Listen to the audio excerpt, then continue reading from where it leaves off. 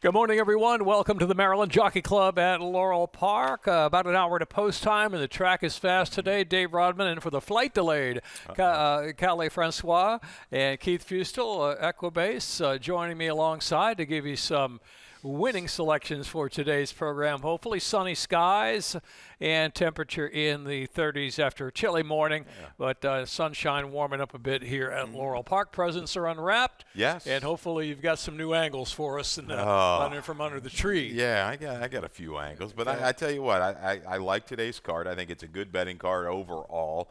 I'm not sold on anybody really in particular. We've got a best bet going early today, which is a little bit unusual. We're going to not try to knock that out. We've got the early pick 5, but yeah, we want to close this year out, and give out some parting gifts, I guess, in this 2024 and jump us into 25. But hope everybody had a great holiday, and yeah, I'm ready to go, Dave. Good to have you here. Yeah, the weather, beautiful today, but I know Callie, some flights delayed, and my buddy Murph tried to get back down to Florida today. Couldn't do it. It was canceled. So it's kind of a nationwide issue. That's why I stayed put. Yeah. I stayed put this year for the holiday season. All right, give us some winners so I can upgrade from the cheap bottle of champagne on New Year's Eve to the Dom Perignon. All right. Okay.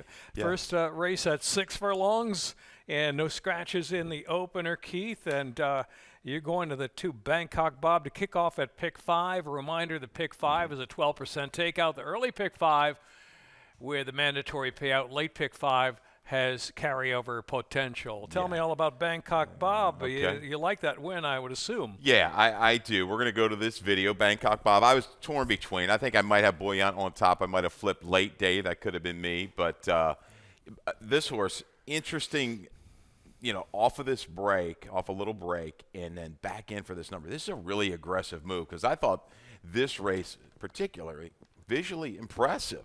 Wide, didn't really have that duel to set things up, and just makes a sweeping move, does Bangkok Bob, with Rebels this day. Goes clear and holds firm to the wire. A 2-time winner, and really just seems to be, in top form. Interesting move holding at 20. That's why I give a little bit of a slight edge to Buoyant, but this horse should sit. There is some flow in here, and I expect this combination, Gary Cap, Toriaba, they're very, very tough together to make certain inroads to my top selection. Buoyant, who I think is moving in the right direction as well, holding the level at 20, shortening up from 7/8 Dave, but off of that track on the first that we've discussed, and we're going to discuss some more as the weeks progress. Horses coming off of that day where the track kind of favored a little bit of outside, a little bit of grind. I thought Buoyant was good, drug the rider to the front through sharp internals, once was collared around the quarter pole, dug in tenaciously through the stretch, drive inside rivals, just to miss a nose to Urban Symphony, a horse that's actually moving up in very good form. So slight lean. We'll go 4-2, guys, if we can, or 2-4. It doesn't matter. I mean, we talk about these horses. This is, I'm going to give the lean to Buoyant, though, because I will tell you right now, this horse is the best bet of the day for me to lead things off. 4-2, 7-8. Sorry for any confusion there. I think Kissling's interesting. Going first time gelding, hasn't been seen since October the 24th. My biggest concern is the 6 furlongs. I might have liked this guy a little bit better at 5.5, but a menacing move down inside slightly against the grain on the 24th. As I say, returns as a gelding. That was a pretty good race. Into that race with Sir Mick and Buoyant. It shows he belongs. A little improve here with the equipment change. And Kissling could be very tough in the opener for Trombetta. Yeah, Stats Race Lens, just FYI, first time gelding the last 5 years for Trombetta. Just slightly under 10%. Nothing to dazzle, but the horse certainly has some talent, has some good numbers, and showed at Timonium, and has the ability to come from off the pace. Might see a new Practical Joe Gelding this afternoon show up. Interesting thing about Buoyant to me is it was too little too late 2 races back. He's been on the lead before, and then he was sent for sharp fractions last time out. So he's kind of either way, I think he if he doesn't go too fast up front, he can certainly get the job done. But I thought he went just a little too quick last time out. Right? And he was keyed up because he it's a scent in there. He kind of drug him early. He was keen to go. Sheldon, we'll see if if he wants to take those same tactics again, go to the front. But I like the versatility, and I like the improvement in Buoyant in today's Open. Let's roll to race 2. All right, race 2. Very interesting race because you have Sugar Steve, who ran through a brick wall last time out, winning by double digits, right? You got a speedy Point Doom. Also, Jamie Ness with Normandy Hero, who's also very quick in his own right. And it's not a 6 furlong race, not a mile race. It's 5.5 here. So, you know, is Point Doom faster than them all up front in the early stages? That's the real question here. I think the biggest thing is he can't miss a beat at the break. Now, he's shown the ability to make a move from just off of it. We can go ahead and show video of Point Doom. It's not my top selection, but we're going to show this race back on the 15th of November. Full Irish in inform horses, changed barns a couple of times, handled the outside pressure from Point Doom. But Point Doom, I thought, Dave, from the final 3/16 of a mile, kept on with good energy. He's kind of pretty much running for everybody. I like this horse back into the mix. The only thing I don't like is a stat that I dug up. 3 for 23 is DePaz over the last couple of years, second off the claim dirt sprints. That was the little separator for me. I think he's going to be a major player if he comes away from the gate cleanly. You're talking about some of that other speed, right? You can throw Classic Joke into the mix and Same Day is LJ. They both, when they pop out of there, if they're sharp, they can bring it 22 and 2, 45 and change kind of flow. Incinerator's interesting, a big jump when you kind of look at it numbers-wise, but really hasn't really run too bad of races on the dirt, has shown the tactical ability. I think Normandy Hero is going to go. We've seen these Ness horses be able to press and just sustain and go on. Brings me to Sugar Steve, right back at it. Lopez is back here. Lacey Gaudette, the barn is catching a little bit of fire right now. 2 for 5, 4 for 5 the last 14 days with an ROI of 440. Lopez says, let me stay. 3 deep, eager, driving, going to like the flow in front. Shortening up, 5.5. Is it a touch too short? We're going to find out. That was just visually super strong. Can this horse maintain form off the claim? Big question. And you know, he can come from right off of it. Look at his races back in August at Laurel, those 6 furlong second place finishes, 82 at a 77 buyer. I mean, if he's sharp as last time, I mean, he may be outkicked early by some of the speed, but I think he'll be right there by the time they get the quarter pole and making his kind of his bid toward the lead and into contention. Interesting too is a Point Doom, going back to Point Doom, full Irish. We just want to mention did come back to win next time out. Ran an 83 buyer. Certainly competitive with this group. If you're complaining, if you're just comparing, apples and apples here, buyer numbers against buyer numbers. And he's been proven speed and stay. You know, he can battle. So really tough to dismiss. You know, out of your exactest tries in Super. Yeah, it's just a little slight lean. Just Lacey Barnes kind of coming along, but that looks like a possible bounce off the 87. I'll give him one more shot. Really don't love anybody there in race 2. On to race 3, scratch 6 Destination and 8 Meg. I had to kind of retool this race, and you did too. So I don't know what you came up with. Interesting to see who you did come up with, because I had to change it. We came with the same horse. A filly off a time away here for Kieran McGee. Warriors Reward filly Big Earn. Big is the name. I had a note of my own notes back in November to back. Big filly. Yeah, she's like a lot of size to her. Now she's out in the clear. I like that. Be able to kind of relax. Off time this move. Not maybe the strongest year in and year out, but I like the fact that this filly showed ability right off the bat, though. Ran well first time out. A little slow start, a big menacing 4-wide move. Kept on okay, then a check and a rebid against proven horses. Viennese Waltz, a next out winner. Ran well against the likes of Sheila's War Cloud. I don't think there's anybody maybe quite like that in this race. There's a major scratch with Destination in here. But Big Earn, Toriaba going here. Tough jockey-trainer combination, high rate.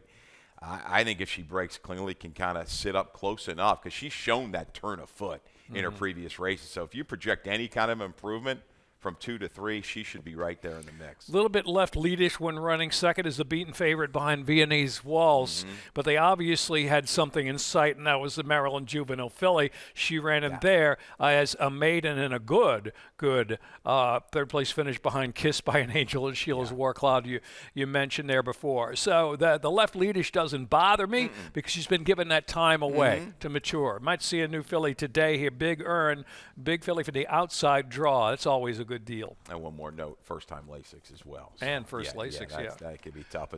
But taking a look at a horse, what's the morning line on the one? Because I've got the early sheet. 112 to 1. Not a bother? Not a bother. You've got her in the mix. And I think when you look at her races, they may be a little bit better than what they appear numbers-wise. I like the efforts, 2 back against Alani, and then against the boys last time. I think there was a 3 to 5 in there that she went ahead, made that move into it, and kept on fairly well. That was Kieran, so I think Rapidity that beat her that day. But her numbers on some other things stack up. I just think she's going to drift away and holds value. Really, never run a poor race for trainer Robin Graham. Are we going to Scarborough Fair? Jamie Ness, new acquisition for Jagger Incorporated Long Ball Stables, $32,000 from Peter Brandt. Trouble in her debut, long on the turf, ran back on the turf. With a trouble-free trip, was out prompting the pace there. So is this a prep for something turf down the line? Or maybe he says, I got a better dirt horse. There's not a lot to go on pedigree-wise to say either way, but private acquisition there, $32,000 from the sale. Yeah, from the sale down at Keelan, and you're going to take a shot. And Ness, I'm just going to go ahead and trust. 3 for 11, 8 for 11, turf to dirt first after a trainer change. Looking on the bottom side, obviously Spitestown can run on anything, but Blessings first. That mare is half to a graded stakes type. She did win her debut on the main track, so. Look, this guy knows where to spot his horses. I got to think that she's going to be maybe showing that 23:45 for speed. Maybe not quite that fast, but showing that early foot here today. Maybe Rodriguez will go ahead and thrust her in the race. I think Wine and Rose is as steady as she comes. She just hasn't broken too well in some of these races. that concerns me. Hesitated step slow, and did have hot pace help when running second behind Beautiful Crazy Girl, 2 back at Parks. One of 3 horses here coming off a little time away from the races. Okay, about that one. Yeah. On to the 4th race, start of the Rainbow Pick 6. 20-cent Rainbow Pick 6 with a nice carryover today. In the Pick 6 will be, I had it marked down somewhere. What did I do with it? 40. Oh, no? No, that was the super high 5, Dave, that we had the carryover on. Oh, some other changes that I got. Pick 6 could have been hit. It probably was, because I was not here on Sunday. But anyhow, Rainbow Pick 6 starts in race 4. All right. Scratch the 7, Maximus Angelicus. And here's your middle pick 4, Keith. Yeah, we're going to angle a little bit different, try to catch the middle. Onyx 10. I'm going to go ahead and single. I did like the 7. We're going to wait and see her another day for trainer Butch Reed. But Onyx 10 going to be an awfully short. So if we strike out with this one, go ahead and run this pick 3 back in races 5, 6, and 7, where we spread a little bit. 1A, that's the other part of that entry for Ness Divine Grace. Always Laughing might hold a little value as well as Peppermint Class. So 1A, 3, 4, 5 in race 5. 3 deep in the 6 with the 5, 9, and 12. 7 possibly, Yodel Hey-O, maybe a Coffee with Chris. Hey, we got a $12 ticket here, and this 6 race, I wanted to trim it down. I probably should have added a little bit more, and then we're going to go ahead and take it late and finish it up in race 7. Quincanna I'm going to use in there as well, but I'm keying right around Wooster and 3 Captains to wrap that middle pick 4 up in race 7.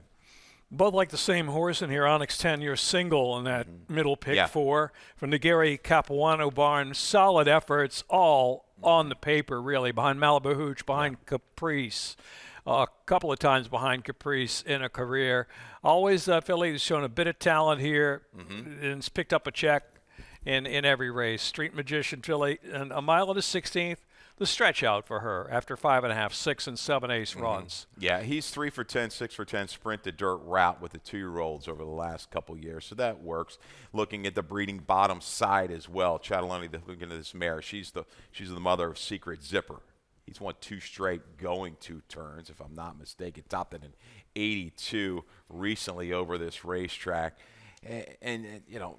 That some of the speed comes out with Maximus Angelicus, no doubt about it. At least Bougie Bubbles and Moon Cash as possibly these 2 pace setters. But I do believe Onyx 10 is going to be able to draft in, save some ground. Caught behind a little slower floating, kick on against a little bit better. This is some relief here. I think Onyx 10 can go ahead and handle the stretch out against this group. Speed closest to the inside at a mile and a 16th with a short run of the first turn, I think, is Moon Cash. I think he's gone to the front. Bougie Bubbles might try to chase, but I think Moon Cash just a tad faster off that opening quarter mile on October 31st. Rosie on the River did come up to beat her in the late stages of that race, but 2 turns, some speed, stretch out could be the difference. Note J-Rod, last 3 times, think he's going to try the same tactics again today as he did here at Laurel with a 12-length maiden score, an attempt to wire the field and hoping that Onyx 10 is too late in the race. So 6 and 3, I mean, those are the 2 that really stand out to me on paper. You know, Bougie Bubbles, I've always liked this filly. I think she's got some fight in her. She goes second blinkers. I can foresee these 2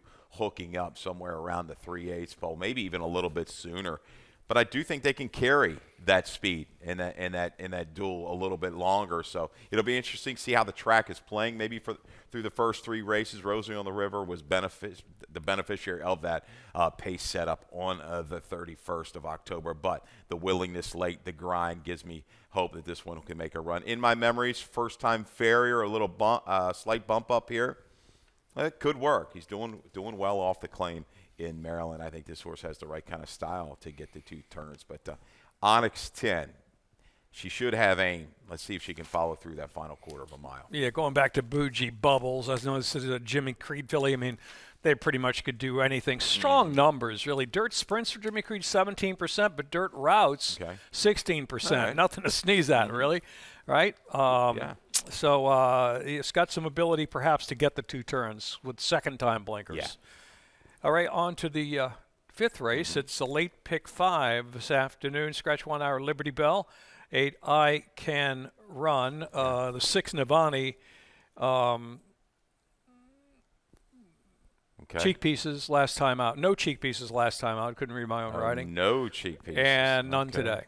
Okay. Just for a note for you. They got the Equibase guys, huh? You can rarely make a mistake. It's one mistake in 2024. Well. Let's see. We make a few, but we try to limit the mistakes, no doubt about it. We got our man Virgie keeping an eye on us as well. So that's always good. He's sharp. Race 5, mile and 16th. Yeah, the starter fillies and mares. I'll take a shot here, second off the break. Let's go to the video. Always laughing off of the December the 8th racetrack. Dave, did you have any thoughts on the way the track was playing this particular day? Not necessarily the track was playing, but I did note it was pace inside. And my comment to myself on the filly was needed it. Got much pressure the entire trip. Yeah. Much pressure the entire trip. And really hung in there, right? A horse who kind of likes to want to run on the front end. Got pressure and then hangs in there, just beating the neck there for a second. Yeah, Is that a bias day? Yeah, I got a slight against bias against the grain there. Against speed? You know, it was a heavier surface. You see the daily race for the 30 variant. You know, dawdling fractions, 25 and 2, 50 and 3. You know, I just think she was maybe a little bit of a victim of the track that day and the layoff. But second off the break, look at this for Kieran McGee. This type of layoff, 28%. I like that from a big sample.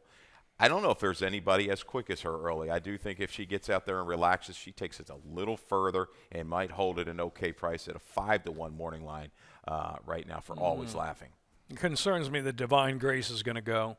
Okay. Right, the nest that stays in. So that's why I went a little different way here. Went to Ruda. Yeah. Right, from apprentice rider, the more experienced Torrealba can do nothing wrong here. Scratched out of a stake. Was it did last scratch week? out of a stake, yes. Scratched out of a stake last week to run in this spot. Or it might have been a big allowance. It might have been an allowance. One of the allowance two. race? Yes, Yeah. yes. It was a tougher group. Tougher group, yeah. Yeah, but I like this horse. Hopped, bumped, forced in at the break last time.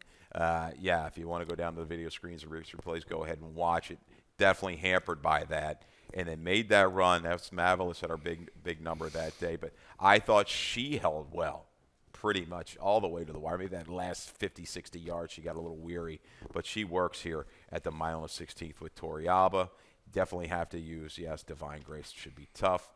You've got Isabella's Glory. Yeah. And you're going to get even a little bit better price on her today than I think she was last time. She's better, I think, a little better at 7 furlongs to the mile. But again, last time out, sandwiched between Our Liberty Bell scratch today and Always Laughing. Beat Always Laughing there, but you said, again, probably helped by the grain, the way the track was playing that day. But I don't count her out as a two-turn possibility here. She's such an honest horse, really. Yeah. 11 starts this year, 2 wins, 3 seconds, and a third. 4-time winner over this track, over 5 overall. Yeah, and there's one more we haven't talked about, and I've got her right here in the mix. The second in my lineup is the 3, Peppermint Class from Marici. The barn just keeps going along and along and along. Strike rate is very good. Muddy sealed surface, maybe that was, but back to a top, a 77 last time out. Previous was a 75. She's got a little bit more positional speed than what you think. Barn going in the right direction. She's been competitive in allowance races. I think she works here again at an okay number for this barn. Yeah, she's not far out of it either. Yeah. Right, on my numbers, yeah. Okay. That's 5. We're going to come back, Come back, yeah, a little commercial break, and we'll be back with the 6th Jackpot Super High 5 race at the second wire right after this.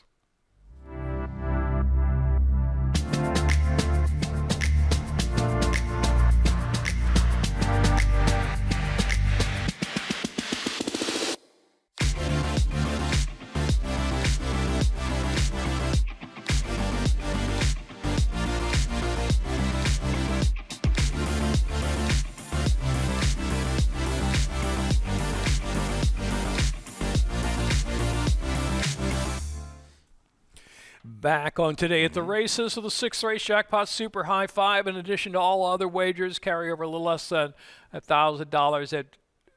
Is that correct? 735. Pick 6. You just told me. Pick 6, 735. Super High 5. High 5. Little better target. 42-44. Oh, I had them confused. That's all right. Yeah. Okay. Well, there we go. Carry over nonetheless. Scratch the 11. Prince Fire. 13. Irwani out of there as well. Rollman on the 10, Brazilian Air. Okay. I mean, this is the headache race of the 9-race card to me. You can make a case on their best day for several horses in this spot. Several. Old Coffee with Chris is plummeting today. And this might be Dan's top selection if I peeked at that right. Coffee with Chris on the plummet and down to 75. Gets the date. It's a date condition here or never won 4 in life. Yeah. But better break well from the inside. I've always been a fan of Coffee with Chris. He was just aggressively ridden last time into that flow of 23, 45, and 4. Fading away. Doesn't have the likes of Monday morning quarterback in here. But is it a tell? Or is this the last gasp effort to get him back to the winner's circle? He's a user with me underneath. I know I don't have him in the top 4 because this is a race I'm going to spread around with some prices. I think the race sets up nicely for a loose goose. Out of that race on December the 8th, had to work through a little traffic in between horses mid-turn, but kept on out, churned third off of a break. We're a little short on time. We're going to be a little slow, early, fast, late show, Dave, here. Quinn Cannon, though, intrigues me a lot. You've got this horse into the mix. Quinn Cannon for T.J. Aguirre. December the 8th, it was outer flow okay. I thought the track went to a little bit of grinders. This horse, the internals, 23-2, 47-3. Very quick, comparatively. This was a 2-turn race at a mile and a 16th where you have that little bit of run on. This horse, I think the other horses for that 20 starters, much quicker than them. Quinn Cannon held quite well, I thought, this particular afternoon. Got a little weary late, but a better break and maybe a little bit better post position at the 1-turn mile to come away cleanly. Coffee with Chris has got to be on this game. I do think Quinn Cannon can spy and battle from the head of the lane home, but I think things set up nicely for Loose Goose. Oxide, your top selection. He likes the 1-turn mile for sure. Will the break be to his detriment. Quinn Cannon, going back, I mean, is his form a little cloudy from the turf race and then Celtic Contender and Clubman? Oh, yeah. And he comes back and runs a good race against the Bullion Bomber, and 2 turns last time out, opened the lead at the 8th pole and couldn't quite last, turning back to the mile. I agree. I mean, this horse is going to be overlooked. I do believe in the spot 8-1 line. Yep. And talk about your 5 real quick. Yeah. Well, on best day, this horse is 10 wins at Laurel out of 12 lifetime, and he's the kind of horse with that class, if he's close to right, will sit, wait, and pounce at this distance. Things are going to be, I think, pretty honest up off front. Since April. That's the big question. But going back where he beat Paradise Pride Ace 9-9, going back to a few of his races there when he put together back-to-back wins at a mile at Laurel, those races good enough. And it was this time last year, so maybe he likes a little chill in the air. He's going to get that this afternoon. We're right around the same 4. Let's go to the 7th, hustle it up a little bit. Late pick 3. We want to go to that first for Dave. Dave's going to bring us a late pick 3 starting here in race 7. Yeah, I thought the pick 5 was a little tough today. So we're going on a $12 budget here. No single, but going deep, less deep, and then 2 deep in the 9th. 1, 6, 7, and 8. Disputed Claim. Don't overlook him at a price. Coming in fresh 6. Wooster, we'll show you some video of that in a moment. Probably the horse to beat. Hammy Smith with an in-form horse right now. 3 captains, and then Speed of Swifty Devil. He's probably going to need the race, but I know he's pretty quick early. And looking at the race going 7 ace, they go from the outside. He can hang around at a price, and then going 3 deep, 3, 4, 5 in the 8th, and then 2 deep in the 9th race, both Damons. All right. Let's go our stat. We'll run it right now. 3 captains going to be my top selection in here. I've kind of regurgitated this one a couple times, I guess. Hammy Smith, though. Saw my man Bobo down the parking lot. I said, how's this horse doing? He said, doing okay. I said, okay. I like Hammy when he raises his horses. Claiming to allowance, a little protect move last 3 years on the dirt. 5 for 21, 24%. The ROI is what's getting me, 470. This horse showed, granted, it wasn't as quick as internals, but just the willingness to be a little bit closer, did a little bit easier, snuck through along the inside as Buck and Dreamer made that first run inside around the turn, came off the rail, 3 captains, and Carrasco said, yeah, I'll go ahead and take that as well. Went ahead, drew off by 3 and change, 82, top buyer, coming right back here. I think this field works. St. Jude's a question. It looked like he was going to be any kind back in 23, then had 1 race off a break. Been 348 days since. But I guess Wooster, your top selection. We're going to look at the video off the break from August of 23 to November 24. Brittany Russell here with Wooster. This is 3/4 of a mile, and down the backstretch and into the turn, I said, well, he's probably not going to get much in the spot, just given the way he was running there. There's Wooster, and he's eventually going to work to the outside for the final 1/8 of a mile. It wasn't till between the 8th pole and the 16th pole that he really got interested. There he is, spotlighted right there. He's down inside there that day, and then finally got out around the 8th pole. And even here, right, he's under a ride. This is even pace. Yeah, it was a little bit of a sputter, a slight start and stop, for Sheldon. I thought he had a little bit of traffic, caught in between. He didn't quite, then he finally gets a little seam. There might be some contact here as well. Yeah, there it is in mid-stretch. But levels off this final 16th of a mile, and he was just a little bit off his game out of the break as well. If you saw him, he broke a half a step slow. He was kind of nudged up early to get Poe. But striding out nicely, second off the break, obviously going to be a shorter price. Yeah, between the break and they had to get out, a little bit of traffic there. Maybe he wants to run outside, right? Once he got out in the clear, he started to get his mind on business. Gets extra distance today. Yeah, so we can go, this is my bad, I guess, 7-6-3-4 for race 7. 7-6-3-4. Dave, 6-1-7-8 disputed claim off of a break. Maybe not on the best part of the track on September the 28th, but let's move on. 7-6-3-4. Yeah, 7-6-3-4. For you guys listening? That's it. Right. Okay. Right. That was my bad. That's right. All right. Yeah. 8th race. No changes. And, wow.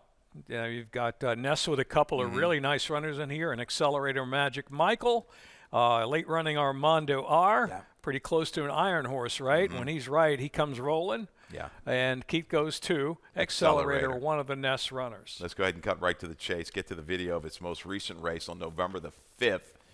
Up at Parks, the Laurel move it's a strong one here for these Nest horses. They seem to thrive when doing this. And this horse tracks, a pretty nice horse, Mo Visitor. I think he's run down here before, hasn't he? Mo Visitor's run well in some big races. He's like a stakes type of horse. An Accelerator just shows his versatility. He can go, he can sit just off of it, and you give him that target, and he makes the run, and he keeps staying around. He's gutsy here, puts a head in front, leaving mid-stretch.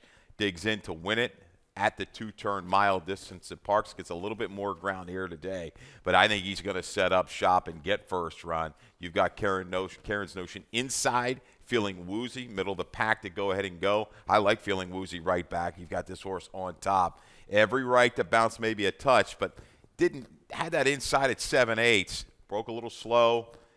Did gain some ground late, but back at it. Feeling woozy is going to keep Karen's Notion honest, and he may just try to go ahead and go like he did 2 races back against Speediness. Off a fast quarter, fast half-mile sprint. After the slow break, was unable to catch up. His only chance then was to rally. But going 2 turns today, look at the race 2 back behind Speediness, whose next 2 outings were very solid, a 3rd and a 2nd. So feeling woozy, not out of the question in here, right?